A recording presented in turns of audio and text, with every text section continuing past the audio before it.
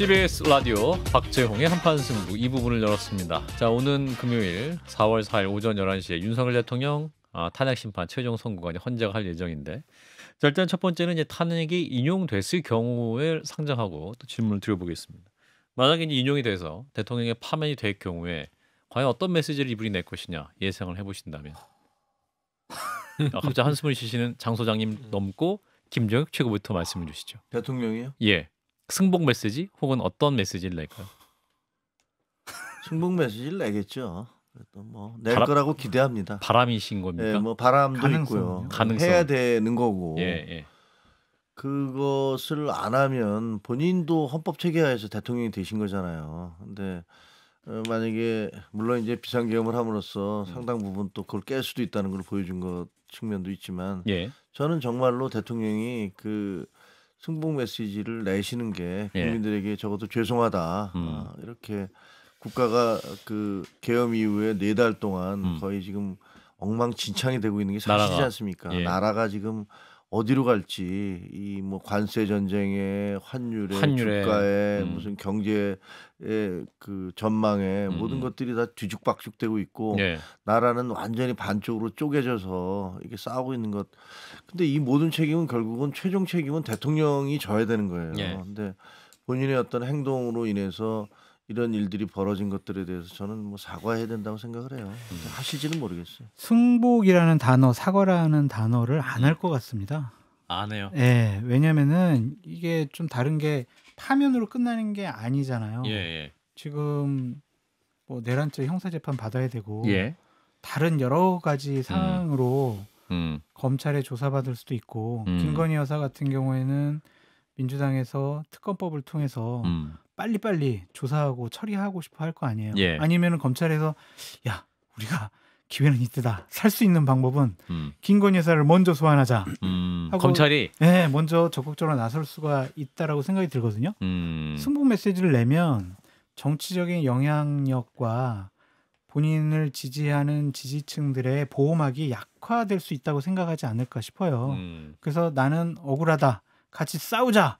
이런 메시지를 오히려 내서 인용이 돼도 끝까지 싸우겠다. 네, 받아들이지 않고 좀 불복하는 얘기를 해야 거리에서 그리고 정치권에서 본인을 보호해주지 않을까라는 생각을 할 것 같아요. 그럼 우리 당은 어떡하라고? 그거는 당 문제죠. 당은 윤석열 망했죠. 대통령 전 동의합니다. 이분은 사과를 하지 않아요. 혹시 그러면 광화문에서 만납시다 이럴 수도 있다? 아니, 저는 광화문에서 만나면 본인의 신변에 이제 일반인이 되잖아요. 파면되면. 그러면 큰일 납니다. 국민들이 가만히 안 두죠. 근데 제가 봐서는 전두환이 사과하고 떠났습니까? 사과 한마디 없이 떠났죠. 5.18에 대해서. 내란을 저지른 사람들은요, 대부분 확신범이라든지 본인에 대한 어떤 구국의 일념으로 그걸 저질렀다고 하는 사람들이 저는 같은 유형이라고 봐요. 그러니까 전두환과 윤석열 대통령은, 제가 뭐 이런 얘기를 하면 되게 발끈하신 분들이 있는데 내란의 죄를 저지르는 건 똑같고요.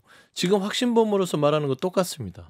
본인이 헌재에 대한 파면 결정이 내려지더라도 자기는 구국의 심정으로 했고 끝까지 싸우고 반국가 세력에 대해서 나라를 내가 지켜내겠다. 비록 내가 일반인으로 가지만 나는 끝까지 여러분과 싸우겠다. 이 메시지 외에는 국민한테 송구하다, 죄송하다 라는 말 안 합니다. 저희는 지금 간과하고 있는 게, 역대 대한민국에서 내란 아니면 쿠데타를 일으켰던 세력들, 이승만, 박정희, 전두환 다 성공했죠. 그중에 처벌받은 사람 전두환밖에 없습니다.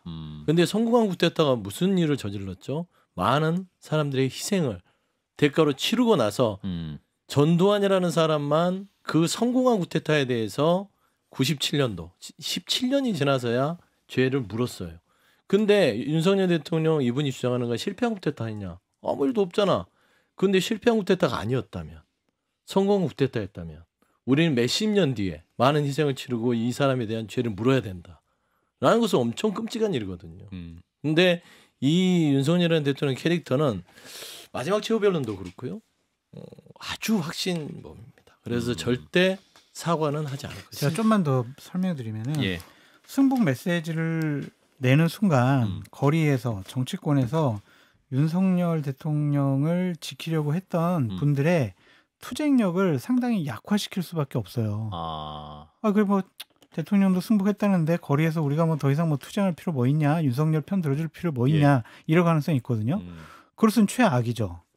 윤석열 대통령은 파면되더라도 국민의힘 대선 후보 경선에 분명히 개입을 해서 본인의 정치적인 영향력을 확인하고 강화시키려고 할 거고 대선 끝나고 전당대회도 분명히 개입하고 본인이 직접 등판하거나 아니면 전한길, 김계리 이런 사람들을 최고위원으로 뭐 이렇게 밀거나 당에 김나윤 중에 한 명을 당대표로 밀거나 이러면서 보수 진영과 국민의힘을 자신의 보호막으로 삼아야 앞으로 있을 여러 가지 법적인 문제, 처벌, 조사에 최소한의 방어막이 될 거라고 생각할 거란 말이에요. 그 전제가 승복을 하지 않고 버티고 있어야 다른 사람들도 내 편을 들어준다고 생각을 할 거거든요. 그러니까 승복을 한다라는 거는 본인이 완전히 이제 항복하는 거랑 똑같잖아요. 여태까지 그런 적도 없었고 그러면은 정치적 이득이 없기 때문에 승복과 사과라는 표현은 쓰지 않을 것 같다. 근데 예를 들면 그 대통령에서 파면이 되고 그다음에 인용이 됐을 경우에 그다음에 내란 혐의로 수사를 받고 있는 형사재판을 받고 있는 분이잖아요.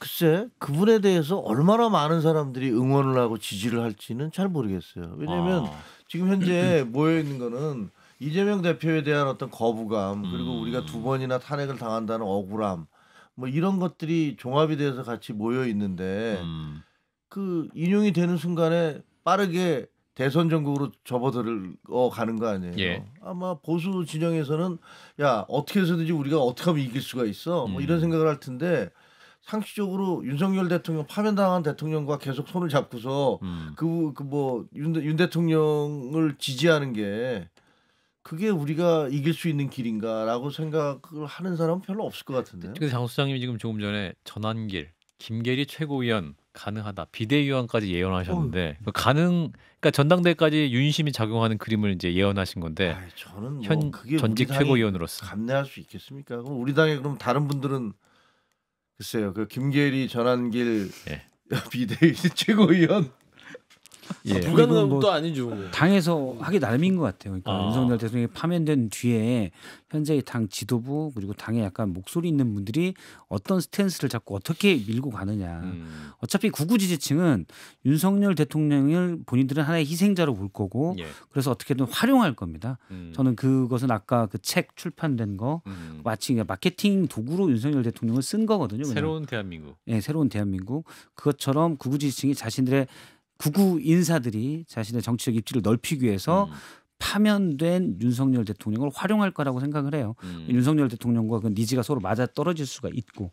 근데 이제 국민의힘 주류들이 이걸 어떻게 컨트롤할 거냐, 끌려갈 거냐, 아니면 이른바 급변침을 해서 대선 준비를 할 거냐, 여기에 따라 달라질 것 같아요. 앞서 말한 김계리 씨 같은 분들이 비대위원으로 오느냐 마느냐는 그걸 어떻게 가느냐에 따라서 달라질 거라고 보고, 그리고 아까 승복은 저는 이제 언론사를 그만두고 나와서 평론을 하면서 윤 대통령을 과거부터 이제 알던 분들 또 나왔던 뉴스에 나왔던 행동들을 보고 몇 가지 키워드를 만들었습니다. 좋네요.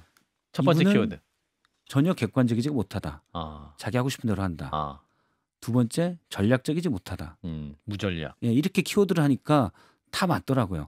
그걸 제가 한 단어로 표현한 게 우당탕탕이에요.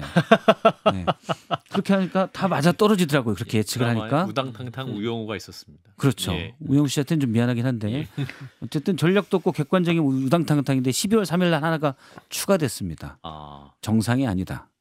김종혁 최고위원님께 좀 여쭤보고 상황을 좀 알려드리고 싶은 게 있는데, 제가 이제 영남권의 의원들 몇 명한테 윤석열 대통령이 파면되고 나서도 메시지를 내면 거기에 영향받을 당원들이 더 많냐 안 많냐 그랬더니 더 많을 것 같다고 얘기하더라고요. 영남 지역이라서 그런지 모르겠지만. 그럼 김종혁 최고위원님 지금 수도권이잖아요. 지금 김종혁 최고위원님의 스탠스에 대해서 항의하는 당원이 많아요? 아니면 그래 잘하고 있어 상식적이야 라고 칭찬하는 당원이 많아요? 항의하는 당원이 많죠. 그러면 그 항의하는 당원들은 윤석열 대통령 왜 편을 들어주지 않아 라는 심정이잖아요. 맞아요. 그러면 파면당하면 그분들은 더 흥분할 것이고 그러면 윤석열 대통령이 메시지를 내면 그거를 따를 가능성이 더 높지 않을까요? 저는 그렇게 보지 않아요. 그러니까 그분들이 아마 짧은 기간 동안은 그렇게 할 거예요. 근데 누가 봐도 윤석열 대통령을 껴안고 파면당한 대통령을 껴안고 선거를 치른다는 건 우리가 폭망한다는 것들을 모르는 사람은 없어요. 다 안다고요. 예. 그러면 글쎄, 그럼 우리는 그냥 이렇게 폭망을 해서 정권 못 잡고 그리고 만약에 정권을 못 잡게 되면은요 이재명 대표가 이제 대통령이 된다는 거 아니에요. 예. 근데 좀 죄송한 얘기지만 저는 아마 문재인 정부 초기에 그 적폐청산보다 곱하기 10쯤 되는 정말 피바람이 불 거다라고 생각을 합니다. 그리고 거기에 대한 명분도 있어요. 대상으로 그럴 거 아니에요.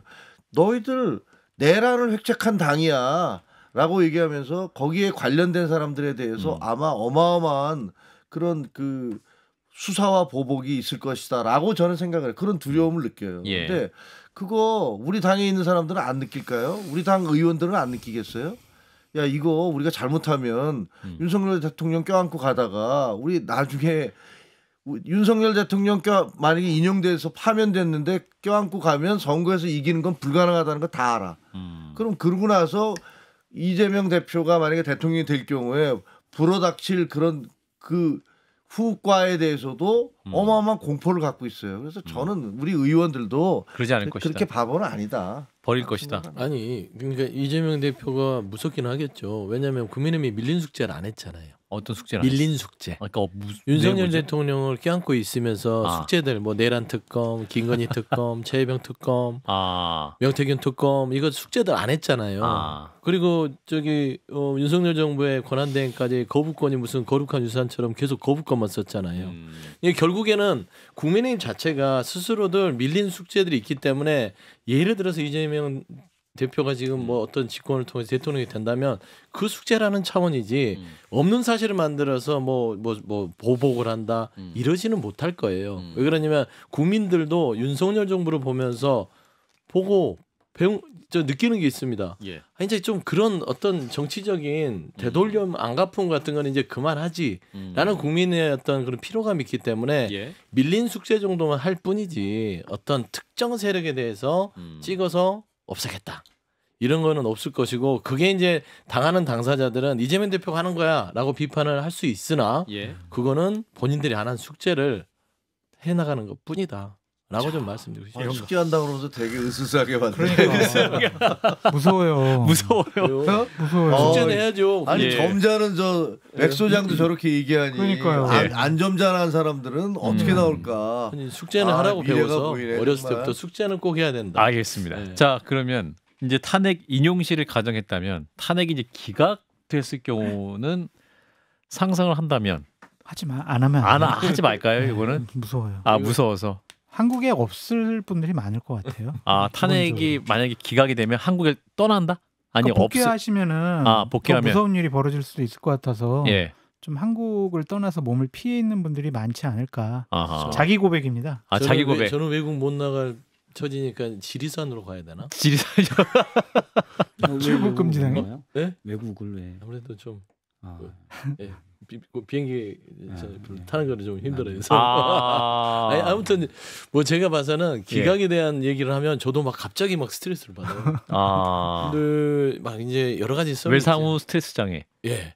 왜냐면은 이제 군대를 그렇게 노골적으로는 안 보내겠으나 가끔씩 이렇게 한 소대 편성해서 마음에 안 드는데 그냥 막 보낼 거고 그다음에 개업 면허증이 발급된 것이니까 그렇죠. 그다음에 야당과 협치를 얘기하는데 그 협치가 정치적인 협치가 아니라 내가 나하고 대화 안 하면 알지 나 비상기형권 있어 어떻게 되는 거 겪어봤죠. 통치행위로서 할 수 있다. 그렇죠. 통치행위로서 압박을 하는 그런 나라가 되는 거잖아요. 그러니까 저는 이게 대한민국의 헌법수를 우리가 얘기할 수 있는 시대가 될 건지 그냥 거기까지만 생각하더라도요 끔찍하죠. 복귀하시면은요 한덕수 국무총리 바꾸고 김문수 장관을 총리로 하고 전한길 씨를 교육부 장관하고 뭐 김계리 씨를 법무부 장관 시키고 그리고 당 같은 경우에는 김나윤 이 세 분 중에 한 분을 당대표로 김기현, 만들고 나경원, 윤상현 중에 네, 그럴 수 있을 것도 같아요. 그렇죠. 그리고 김건희 그 배우자를 또 대선 출마시키고요. 너무 나가시리 세창에서 김재혁 최고. 그 복귀를 하게 되면 대통령이 이제 돌아오잖아요. 그러면 여러 가지 모순적인 상황이 그 발생할 것 같긴 해요. 왜냐하면 대통령은 헌법재판소에서 그 정도는 해도 돼라고 해서 복귀를 했어. 그렇죠. 근데 그 대통령의 지시를 받았던 그 군인, 경찰 뭐 이런 사람들은 다 지금 대란 혐의로 수사를 받고 있어. 주요 사령관들 다 지금 그렇죠. 다 구속 수사 받고 있고. 그럼 도대체 이것도 상당히 모순적인 거잖아요. 그렇죠. 지시를 내린 사람과 지시를 수행한 명령에 따라서 수행한 사람들은 그럼 이분들도 다 풀어줘야 돼요. 원래대로 하자면. 그리고 이런 부분들하고 또 하나는 지금 한덕수 총리와 나머지 국무위원들은 다 검찰이나 이런 데 가서 그거 불법적인 국무회의 안 거친 그런 계엄이었습니다라고 얘기를 한 거 아니에요. 그럼 그분들은 대통령하고는 어떻게 되는 거예요? 같이 국무회의를 얼굴을 맞대고서 할 수 있을까? 그것도 있고 조금만 더 할게요. 일단 상처 입은 대통령이에요. 그 대통령의 권위가 완전히 바닥에 떨어진 거 아닙니까? 근데 그러면 다시 돌아왔을 때 공무원들, 군인들, 경찰들 쉽게 얘기하면 어떤 우리 행정부 수반, 국군 통수권자 그 움직이는 어떤 이 시스템이 그 영이 제대로 쓸 수 있을까 이런 부분들 그것보다 더 큰 건 이제 그 이재명 대표를 비롯하는 이게 그 지지자들이 길거리를 쏟아져 나올 것이고 뭐 예를 들면 매일 충돌이 벌어질 텐데. 그것은 또 어떻게 될 건가 이런 여러 가지 굉장히 복잡한 문제가 생겨나겠죠. 저는 다른 거를 사실 생각할 겨를이 없을 것이다. 그냥 매일 100만 명 넘는 사람들이 거리로 나올 겁니다. 100만 명 넘게. 예, 왜냐하면 지난번 탄핵 소추를 촉구하는 그리고 그 많은 응원봉 집회에 매주 토요일마다 수많은 사람들이 모였거든요. 근데 만약에 헌재가 대통령 탄핵이 기각돼서 자리에 온다? 이건 당시 탄핵 소추를 촉구했던 것보다 훨씬 더 위급한 상황이에요. 그렇죠. 그러면 우리나라 국민들이 지금까지 보여줘왔던 것들을 보면 뭐 제가 무슨 그러라고 하는 것도 아니고 근데 너무 자연스럽게 다 나올 겁니다. 그래서 무슨 다른 뭐 조각을 어떻게 할 것이냐 임기단축 생각할 겨를도 없이 대통령은 이 시위대 저는 당연히 만약에 가능성은 뭐 그럴 일이 기각될 일이 없다고 보지만 만약에 그럴 때 이제 평화적 시위가 이루어져야 보는데 당연히 그건 있을 것이고 네 그거를 맞닥뜨리는 것만으로도 정신이 없을 거예요. 상상이 안 가시는군요. 예, 아마 87년 6월 같은 모습이 당연히 될 거고 그래서 오래 못 버틴다 어차피. 김진 전 논설위원 같은 경우는 이틀 만에 하야할 것이다. 만약 기각되면 온 국민이 그때도 대통령이 스스로 하야할 생각은 없을 것 같아요. 그런가요? 근데 만약에 이제 여당이 이 상태로는 도저히 안 되겠다 싶으면 이제 다시 또 탄핵 수출을 한다든지 그런 식이 이루어지겠죠. 자, 그런데 방금 전 한겨레 신문 보도입니다. 선거일이 4일로 공지된 후에 국민의힘 대선 후보군 대부분이 결과에 승복하자는 메시지를 냈는데 한동훈 전 대표가 이틀째 아무런 말씀을 안 해서 그 배경에 관심이 쏠린다 이런 보도가 있고 중앙일보 기사 제목도 오늘 한동훈도 4일째 조용 이런 기사가 있었거든요. 김재혁 최고와는 대화를 하실 것 같아요. 아니 근데 그 얘기를 했잖아요. 헌법과 헌법 정신에 따라서 그 올바른 결정이 내려지길 기대한다라고 얘기를 했는데 그러니까 그거는 뭐 그 수준이 맞는 거 아닌가요? 그리고 왜냐하면 잘못하면 정중동. 지금 보시면 알겠지만 우리 여기 댓글창도 마찬가지예요. 지금 4일 그거 하고 난 다음에 모든 얘기가 한동훈이에요. 뭐 어떤 계속 한동훈 얘기만 해. 뭐 그러니까 그쪽에서 보면 그런 것 같아요. 그러니까 그 경선이 이제 시작되면 조기 대선이 되면 뭐 그렇게 된다고 생각을 하는 것 같아. 그러면 아마 이재명 대표 쪽에서도 그럼 나 쟤하고 싸워야 되는 거야라고 생각을 해서 그런 건지 모르겠는데 보면 갑작스럽게 단어에 대한 언급, 한동훈이라는 단어 언급이 굉장히 많아지더라고요. 근데 여기만 그런 게 아니고 여기저기 다 그렇더라고요. 그런 거 보면 지금부터 사실 말을 잘해야죠. 잘못하면은 괜히 오해사고 공격받을 수 있는데 그 원칙적인 얘기만 하는 게 맞는 것 같아요. 근데 너무 눈치 보는 것 같아요. 제가 한동훈 대표는 늘 왜 한동훈 대표가 이렇게 엄격하십니까? 왜 그러냐면 다른 주자들이 두려워서 그래요. 그나마 국민의힘에서 그나마 정신 차리고 사고를 하고 있는 사람이잖아요. 왜냐하면 탄핵에 찬성하고 당시에 12월 3일 날 이 비상계엄 위원이고 국민과 싸우겠고 12월 12일 날 대국민 당함하면 대통령을 보고 의총장에서 왜 대통령이 내란을 자백하는 거냐라고 똑바른 소리를 했어요. 저는 최소한 그런 소리 정도는 가지고 지금 얘기해야 됩니다. 그러면은 정치인이 어떤 배짱 없이 정치할 것 같으면 여기 눈치 보고 저기 눈치 보면 거기서 거기인 사람이 되는 거예요. 그래서 한동훈 전 대표는 하나의 정책 자산을 갖게 됐잖아요. 유일하게 보수에서 이 현재에 있어서 내란 사태에 대해서 반대함 매우 명확하게. 그러면 그거를 본인이 정책 자산으로 그 당내에서도 눈치 보지 않고 소신껏 해야만 말하자면 주가가 올라가는 것인데 지금 제가 봐서는 눈치 보는 거다. 더 과감하게 해야 된다. 이런 과감하게 해야 돼요. 이재명 대표는 왜 승복 말을? 왜냐면 오늘 말했듯이 이재명 대표는 아니 가해자인 윤석열 대통령이 승복을 해야 되는 것이지. 그것도 당연하죠. 왜 그냥 당한 사람들한테 승복하러 가는 국민의힘도 웃기고 정치 지도자잖아요. 윤석열 대통령이 먼저 승복이라는 발언이 나왔으면 이재명 대표도 고려하겠는데 윤석열은 가만히 있는데 왜 이재명 대표한테 승복 안 하니까 당신이 나빠라는 이상한 참 한가한 소리를 하고 있다라고 치부했기 때문에 저는 윤석열 대통령한테 공을 던진 거예요. 그래도 대한민국의 큰 정치 지도자고 그렇게 인정 안 하고 말씀하셨기 때문에 그렇게 얘기를 하셨는데 계속 강조를 하셔서 승복이라는 단어를 어떻게 볼지를 봐야 될 것 같아요. 예를 들어서 자 만약에 정말 그럴 리는 0.01%인데 기각이 됐어요. 그러면 이재명 대표가 아유 고생했습니다. 이제부터는 좀 잘 좀 하시오. 과연 이게 승복인가? 그 체제를 인정하고 그게 승복인 건지 아니면 그렇다고 해서 몽둥이를 들고 내가 때려잡겠어. 그리고 대통령실 관저 뒷산을 넘으면 이건 또 승복이 아니고 그런 건지. 마음으로는 당연히 못 받아들이겠죠. 그렇다고 해서 무슨 직접적인 폭력적인 방법을 동원해서 체제를 무너뜨리겠다? 그렇게 하진 않겠죠. 근데 그거를 사실은 이재명 대표나 주요 정치인들이 그러진 않겠죠. 성난 시민들이 그럴 수는 있겠지만 저는 그래서는 안 된다고 봅니다. 일단 그런데 목소리는 낼 수 있잖아요. 이게 어떻게 현재가 이렇게 될 수 있냐? 대통령으로서 나는 인정할 수 없다. 그 얘기는 낼 수 있다고 봐요.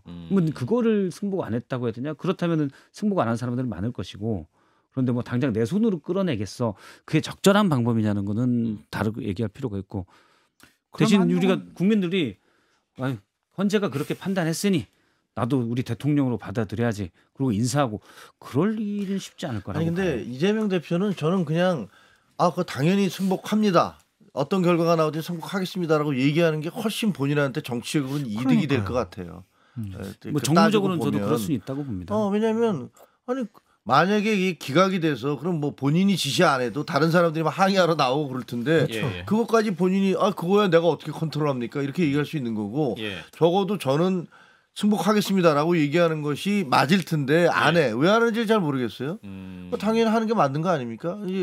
그 윤석열 대통령 같은 경우는 본인의 문제니까 그럴 수 있는데 두 번째 당사자잖아요. 이재명 대표는. 그러니까 그렇게 얘기할 수 있을 것 같아요. 근데 그런 거 안 하면서 제3자 어떻게 보면은 주변에 있는 사람들은 사실 다 격가지예요. 그런 얘기 하는 거 별로 의미도 없어요. 그러니까 무슨 다른 주자들이 얘기를 하니 마니 그런 건 별로 의미도 없는 얘기입니다. 자꾸 보편적 가치를 훼손하라고 자꾸 강요하는 것 같아요. 예를 들면 유영철, 조두순이 무죄가 나와도 인정하시오. 흉악범들에 대해서 무죄가 나도 인정하시오. 인정하세요. 인정 못하는 사람 못하는 거예요. 사회가 우리가 공통으로 갖고 있는 무죄 안 나왔죠. 아니 그러니까 안 나오죠. 그러니까 이런 보편적으로 갖고 있는 가치에 대해서 내가 용납하지 못하는 상황인데 많은 사람이 용납 못하는 걸 자꾸 승부가 세우면서 강요하는 것들은 이건 정말 할 일 없는 정쟁이다. 장난 같은 거예요. 다음 주 이제 우리 맥 소장님과 우리 김재욱 최고는 일주일 후에 뵐 것 같아서. 네네. 자 금요일 날 오전 11시. 다음 주에 우리는 아니죠. 아닌가? 맞네요. 잠깐 혼동했습니다. 2주 후에 뵐 것 같은데. 일단 금요일 오전에 어떤 결과 예상하시는지 20초씩 말씀 주십시오. 그건 헌법재판관들한테 물어보셔야지.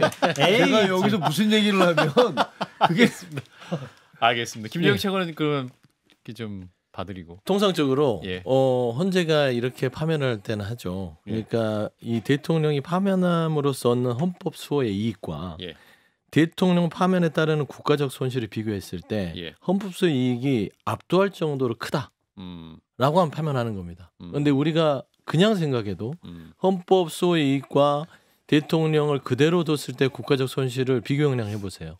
뭐가 더 우선이 돼야 될까요? 그러면 헌법적 이익이 더 크기 때문에 8대0 파면이다. 8대0 인용으로 결론 내려주셨습니다. 놓고 때는 오늘 여기까지 김조혁 전 국민의힘 최고위원 맥 소장님 두 분 고맙습니다. 고맙습니다. 네, 감사합니다.